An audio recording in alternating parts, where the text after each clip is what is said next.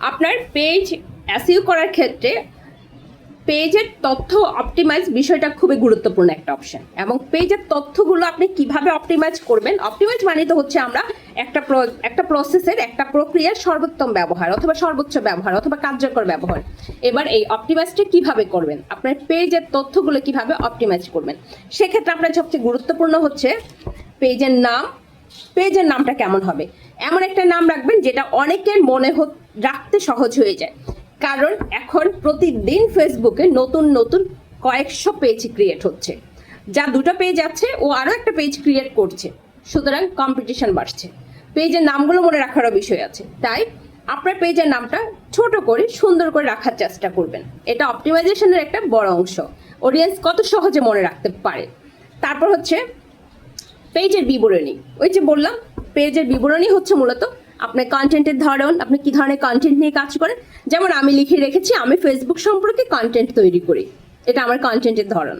তাও আপনি ওটা করার ট্রাই করবেন, মানে পেজের নামের সাথে সাথে বিবরণীটা দেওয়ার চেষ্টা করবেন যেন অডিয়েন্স বুঝে। আমার দেখা যায় কি, আমি রান্না শিখতে যাচ্ছি, আমি রান্নার পেজ দেখলে ফলো দিব, আমি ডিটারমাইন্ড, কিন্তু আমার কাছে আসছে অ্যাভারেজ একটা পেজ আসছে, তো আমি আসলে রান্না রিলেটেড পেজে যাব নাকি, আবার যেমন ধরেন আমি ফেসবুক সম্পর্কে কন্টেন্ট তৈরি করছি, আপনার ফেসবুক সম্পর্কে কোনো একটা তথ্যের প্রয়োজন। তা আমি যখন লিখে রেখেছি আমি ফেসবুক সম্পর্কে কন্টেন্ট তৈরি করি, তখন কিন্তু আপনি আমাকে খুঁজে পেতে অথবা আমাকে মনে রাখতে অথবা আপনি আমাকে ফলো দিতে সহজ হয়ে যাচ্ছে। তারপর হচ্ছে বিবরণের পাশাপাশি হচ্ছে ক্যাটাগরি নির্ধারণ।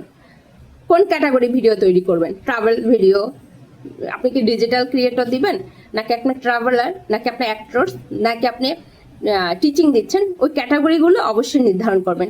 ক্যাটাগরি অনুযায়ী কিন্তু কন্টেন্ট টার্গেট অডিয়েন্সের কাছে যেতে অনেক বেশি সহজ হয়ে যায়।